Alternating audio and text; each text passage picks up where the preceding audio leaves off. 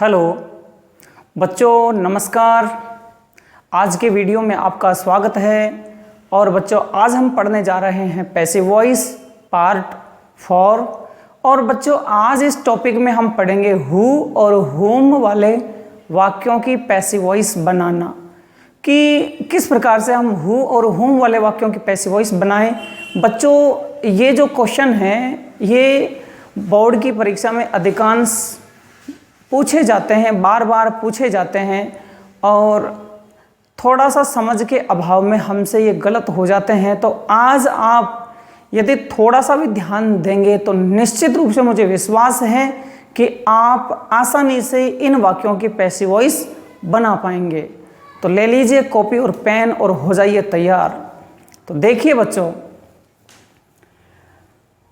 Who व हुम से शुरू होने वाले वाक्यों की पैसिव वॉइस बनाना। तो बच्चों, ये क्या है? ये हु और हुम से शुरू होंगे ये वाक्य। हु का मतलब होता है कौन, हु का मतलब क्या होता है? कौन। और हुम का मतलब होता है किसे। तो देखिए, मैंने यहाँ हु वाला वाक्य इस साइड में लिया है और हुम वाला वाक्य उस साइड में लिया है। तो हु वाला वाक्य देखिए आप, क्या होगा? हु वाले वाक्य में सब्जेक्ट की जगह आएगा हु। हु किसकी जगह लेगा? सब्जेक्ट की जगह। उसके बाद में हेल्पिंग वर्ब आएगी, ये एक्टिव वॉइस बता रहा हूं मैं। उसके बाद मेन वर्ब आएगी और ऑब्जेक्ट आएगा, ठीक है, और क्वेश्चन मार्क आएगा। ये तो एक्टिव वॉइस की बात कर रहा हूं मैं, बार बार बोल रहा हूं। अब हम पैसिव वॉइस बनाएंगे तो क्या करेंगे, गौर से देखें। हु को आप बदल देंगे बाई हुम में। किस में बदल देंगे? बाई हुम में। हु को किस में बदल देंगे? बाई हुम में बदलेंगे। हेल्पिंग वर्ब बदल करके लिखेंगे। कैसे लिखेंगे? बदल कर, ठीक है ना। और वो लेंगे कैसे? उस ऑब्जेक्ट के हिसाब से। ऑब्जेक्ट यहां आ जाएगा तीसरे स्थान यहां पर। तो इस ऑब्जेक्ट के हिसाब से हेल्पिंग वर्ब आप लेंगे। और यदि हेल्पिंग वर्ब में बी, बीन या बीइंग हो तो आप उसे यहां ऑब्जेक्ट के पीछे बिठाएंगे, ये ध्यान रखना। उसके बाद में मेन वर्ब की थर्ड फॉर्म लेंगे। और उसके बाद में अगर शेष भाग में कुछ बचा हुआ है तो वो रख देंगे और क्वेश्चन मार्क लगा देंगे, ठीक है। बहुत ही सिंपल है। आइए देखते हैं। आपके लिए मैं यहाँ 3-4 सेंटेंस मैंने यहाँ बोर्ड पर लिखे हैं, इनको मैं समझाऊंगा। और आपको होमवर्क भी डिस्क्रिप्शन में मिलेगा, तो वो भी आप करके देख सकते हैं। तो देखिए, हु, आप बोलिए हु को किस में चेंज करेंगे? बोलते जाएं। हु को किस में चेंज करेंगे आप? बाई होम में। किस में चेंज करेंगे? बाई होम में, ठीक है ना।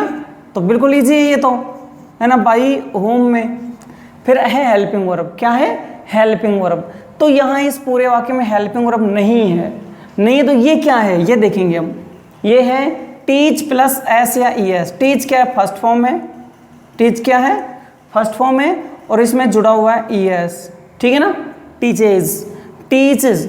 तो इसमें फर्स्ट फॉर्म प्लस एस या ई एस को किस में बदलेंगे? Is am are plus third form में। वापस बोलो, किस में बदलेंगे? Is am are plus third form में, ठीक है ना, इज एम आर में। तो यहाँ देखिए एच भी बदल कर, तो बदल गए ना, इज एम आर आ गया, आ गया। तो यहाँ अंगुली रखेंगे क्या? इज एम आर रखेंगे। परंतु पहले ऑब्जेक्ट देख लो। ऑब्जेक्ट क्या है? यू। तो यू के साथ इज एम आर में से क्या उठाओगे? यू के साथ आर, तो आ जाएगा आर, ठीक है ना। उसके बाद में ऑब्जेक्ट बिठाना है। ऑब्जेक्ट क्या है? यू है, ठीक है ना। उसके बाद में कहाँ पहुंच गए? हु का बाई होम कर दिया, ठीक है। एच भी बदल कर लिया है, ठीक है। ऑब्जेक्ट यू था, यहाँ ले आए, ठीक। अब वर्ब के थर्ड फॉर्म टीच। टीच के थर्ड फॉर्म क्या है? टॉट। स्पेलिंग बोलो, TAUGHT। फिर से बोलो, TAUGHT, टॉट। कई वजह टीच्ड कर देते हैं या थॉट कर देते हैं, क्या आएगी? टॉट, ठीक है ना। Teach, taught, taught. अब हमारा शेष बच गया। शेष क्या बच गया? इंग्लिश। क्या बच गया? शेष इंग्लिश बच गया, ठीक है ना।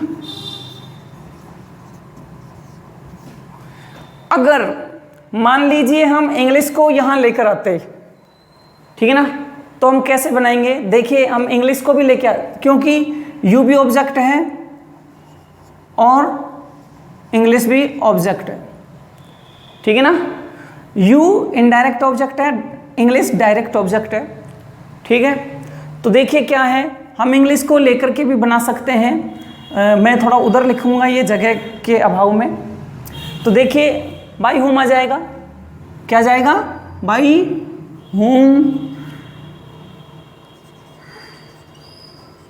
उसके बाद इज एम आर में से जब इंग्लिश लेके आओगे तो सिंगुलर है, इज आ जाएगा, इज। फिर यू की जगह हमने क्या उठा दिया, इंग्लिश। आप कहेंगे इंग्लिश से कैसे बना रहे हो, इंग्लिश भी ऑब्जेक्ट है, दोनों ऑब्जेक्ट हैं ये। आप चाहे इसको ले लो चाहे इसको ले लो, ठीक है ना। जब हमने इंग्लिश को यू को लिया था तो ऐसा वाक्य बना पैसिव वॉइस का, और इंग्लिश का ले रहे हैं तो ऐसे बनेगा इंग्लिश। फिर वही वर्ब की थर्ड फॉर्म टॉट। फिर हमारे पास से इसके बजाय यू, तो ये इनडायरेक्ट ऑब्जेक्ट है। जब इनडायरेक्ट ऑब्जेक्ट को वर्ब के पीछे रखेंगे तो टू साथ में लेंगे। डायरेक्ट ऑब्जेक्ट को तो नहीं टू लेते हैं साथ में, लेकिन जब इनडायरेक्ट ऑब्जेक्ट लेते हैं तो उसके साथ टू लेते हैं, तो टू यू हो जाएगा, ठीक है ना। ये देखें, फिर एक बार मैं बताना चाहूँगा, ये इनडायरेक्ट ऑब्जेक्ट है और ये डायरेक्ट ऑब्जेक्ट है। सीधा सा मैं मेरी भाषा में बताना चाहूँगा कि डायरेक्ट ऑब्जेक्ट क्या है। जो जिंदा पुरुष है वो डायरेक्ट ऑब्जेक्ट है, जो जिंदा पुरुष है वो डायरेक्ट ऑब्जेक्ट है, और जो वस्तु वगैरह है वो इनडायरेक्ट ऑब्जेक्ट, वो डायरेक्ट ऑब्जेक्ट। वापस सुन लीजिए, ये जो जिंदा है वो इनडायरेक्ट ऑब्जेक्ट है, तो बच के डायरेक्ट। जो वस्तु वगैरह है वो डायरेक्ट ऑब्जेक्ट, ठीक है। तो डायरेक्ट को यदि हम यहाँ लेके आएंगे तो इनडायरेक्ट बच गया। इनडायरेक्ट को वर्ब के पीछे किसके साथ बिठाएंगे, टू के साथ बिठाएंगे, जैसे वो बिठा रखा हमने, ठीक, ध्यान रखें। अब दूसरा सेंटेंस है वैसा का वैसा ही, सेम टू सेम है, आप बनाइए। Who gave me this pen, तो आप बनाइए, कोशिश कीजिए। हु का क्या जाएगा, बाई हुम, बाई हुम, क्लियर। गेव क्या है, वर्ब, इसमें हेल्पिंग वर्ब नहीं है, तो गेव क्या है, ये देखो वर्ब की सेकंड फॉर्म। तो हेल्पिंग वर्ब की जगह क्या लेके आओगे, वाज वर्ब। क्या लेके आओगे, वाज वर्ब। तो मी को आप यहां ले आओ, तो मी आई बन के आ जाएगा ना, तो आई के हिसाब से क्या जाएगा, वाज, फिर आ जाएगा आई, ठीक है ना। By home, was. तीसरे स्थान पर हम ऑब्जेक्ट को आगे लेके आएंगे, सब्जेक्ट बनाकर, सब्जेक्ट बनाकर, ठीक है ना। तो क्या जाएगा, आई आ गया, वाज आई। उसके बाद में third form gave, give, gave, given, क्या जाएगा, गिवन। और उसके बाद शेष क्या बच गया, दिस पेन, दिस पेन। इसमें भी एक इनडायरेक्ट ऑब्जेक्ट है और ये डायरेक्ट ऑब्जेक्ट है। अगर मान लीजिए हम डायरेक्ट ऑब्जेक्ट को आगे लेके आए तो कैसा बनेगा, वही बना के देख लो। बाई हुम, ठीक, दिस पेन लेके आएंगे तो भी वाज ही आएगा, वॉज दिस पेन, ठीक है। फिर वो थर्ड फॉर्म आ जाए गिवन, टू मी। ध्यान आया, टू कैसे लगा, जब इनडायरेक्ट ऑब्जेक्ट होता है उसको पीछे ले जाया जाता है तो टू बिठाएंगे उसके साथ, ठीक है। आगे चलिए, who will make tea for me. अब आप यहां कहेंगे, यहां दो ऑब्जेक्ट फॉर मी, तो ये इसके साथ पहले से ही ऑलरेडी प्रेपोजिशन लगी हुई है, तो आप प्रेपोजिशन वाले को तो छोड़ दे, पीछे रखेंगे। तो आप इसी टी को टी के हिसाब से बनाना, ये तो शेष मान लेंगे हम इसको। तुम्हारे पास क्या बच गया, हु का क्या जाएगा, बाई हुम। हु का क्या जाएगा, बाई हुम। हेल्पिंग वर्ब बदल कर shall be, will be, shall be या विल बी में बदलेंगे ना, तो बी को पीछे रखना, ध्यान रखना। तो टी के साथ आ जाएगा विल, और उसके बाद में ऑब्जेक्ट टी है, उसके बाद बी बैठाओ। अब समझ गए ना, विल बी, ठीक है। तो देखिए कहाँ कहाँ पहुँच गए हम, बाई हुम, हेल्पिंग वर्ब विल और बी, ठीक है, और ऑब्जेक्ट टी आ गया। अब आ जाएगी वर्ब की थर्ड फॉर्म क्या है, मेक। कई बच्चे मेक्ड बोल देते हैं, मेक्ड नहीं होता बच्चों, मेड होता है। क्या होता है, मेड, ठीक है ना, ठीक। शेष बच गया, शेष क्या है, for me, for me, clear. Who has broken this chair, who का क्या जाएगा, बनाइए, शाबाश बोलिए, बाई होम क्या जाएगा, बाई होम। क्लियर। हैज को किस में बदलेंगे, हैज बीन हैव बीन में, वापस बोलो किस में बदलेंगे, हैज बीन हैव बीन में। तो बीन को पीछे रखना है, ध्यान रखना, तो हैज हैव भी मान के चलो अभी, तो हैज हैव दिस चेयर के साथ हैज या हैव, हैज,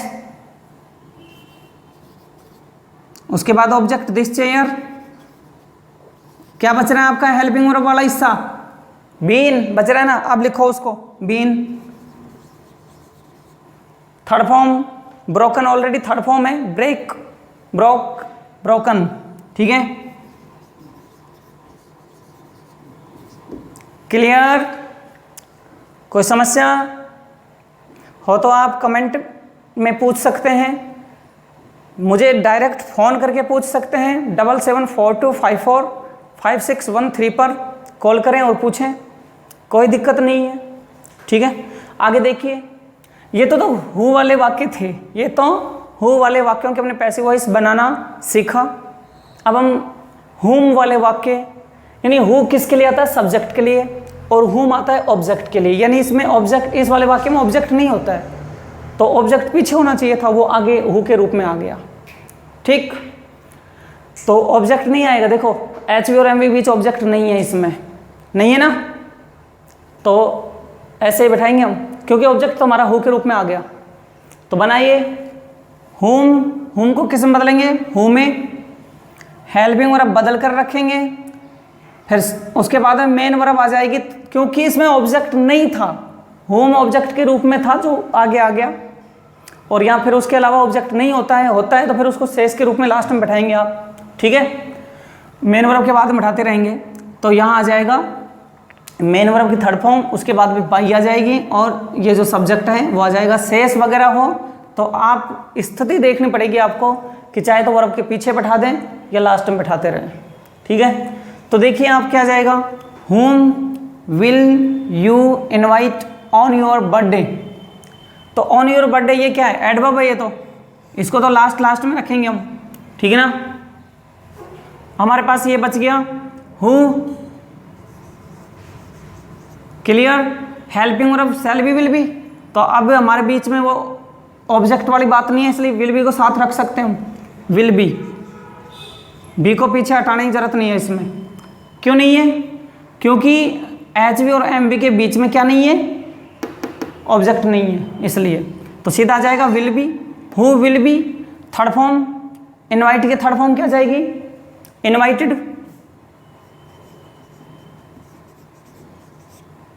उसके बाद में बाई, सब्जेक्ट क्या है, यू, बाई यू, शेष क्या बच गया, एडवर्ब शेष बच गई, ऑन योर बर्थडे, बर्थडे बोलो चाहे बर्थडे बोलो, ठीक है, वो आप पर डिपेंड करता है, वैसे हम तो बर्थडे बोलते हैं इसको। आगे है whom did she give, यहां गलती से गेव लिखा गया है, गिव आएगा, whom did she give her pen, ठीक है। बनाइए, whom को किस में बदल देंगे आप, who में, क्लियर।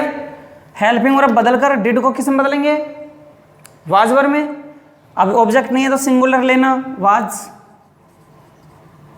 ठीक है। हु वाज, मेन वर्ब आ जाएगी, गिव, गेव, गिवन, क्या जाएगी, गिवन। कहां पहुंच गए हम, हु हमने रख दिया, हेल्पिंग वर्ब हमने वाज बदल कर रख दी, थर्ड फॉर्म हमने रख दी, अब क्या रखेंगे, बाई, बाई, और उसके बाद सब्जेक्ट क्या है, सी, सी का क्या बना देंगे, हर, ठीक है। बच क्या गया, शेष में ले लेंगे हर पेन, ठीक है ना। हर पेन देखो वर्ब और इसके बीच प्रेपोजिशन नहीं है, तो हर पेन आप यहाँ पहले रखें तो ज़्यादा बढ़िया है, given her pen by her, ठीक है ना। बाई हर को आप लास्ट में ले जाना, क्योंकि दोनों के बीच में प्रेपोजिशन नहीं है, इसलिए हर पेन पहले और बाई हर बाद में ले लेना, ठीक है।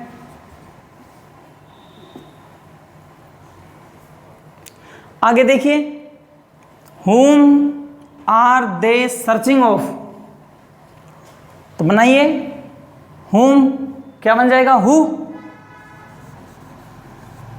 वही इज एम आर को किसमें बदलेंगे, इज एम आर बीइंग में, तो सिंगुलर ले, इसमें सिंगुलर वर्ब ले हुए आप, इज बीइंग, ठीक, हु इज बीइंग, फिर third form who, helping verb is being, main verb क्या है, सर्च, सर्च के साथ क्या लगा दें, थर्ड फॉर्म आ जाएगी सर्च्ड, ऑफ है सर्च्ड ऑफ, यहाँ दे क्या है, अनइम्पॉर्टेंट सब्जेक्ट है, इसलिए इसको पैसिव वॉइस में लिखने की कोई ज़रूरत नहीं है, आप इसको यहीं ख़त्म कर सकते हैं, ठीक। Who is being searched of यह जाएगा। अगला है whom do you like the most, तो बनाइए whom को क्या हो जाएगा, हु, डू डज किस में बदलेगा, इज एम आर में, तो सिंगुलर ले में हु इज, ठीक है ना। अब हमें मेन वर्ब लेनी है सूत्र के अनुसार, हु, हेल्पिंग वर्ब बदल कर इज ले ली, मेन वर्ब लाइक का लाइक आ जाएगा, उसके बाद में बाई, ठीक है ना, लाइक के साथ यहाँ बीच में प्रेपोजिशन नहीं है तो द मोस्ट पहले ले लें, शुद्ध बोलेंगे तो दी मोस्ट आएगा, दी मोस्ट, और उसके बाद बाई यू, क्वेश्चन मार्क। तो बच्चों ये थे हु और हुम से बनने वाले पैसिव वॉइस, यानी हमने इस वीडियो में हु और हुम वाले वाक्यों की पैसिव वॉइस बनाना आपको सिखाया है। मुझे विश्वास है कि यदि आप इस वीडियो को 2 बार देखेंगे तो निश्चित आपको ये चैप्टर समझ में आ गया होगा, आ जाएगा, और अगले वीडियो में आपके लिए हम बहुत ही अच्छी चीज़ें लेकर आ रहे हैं। सो इंतज़ार कीजिए। धन्यवाद।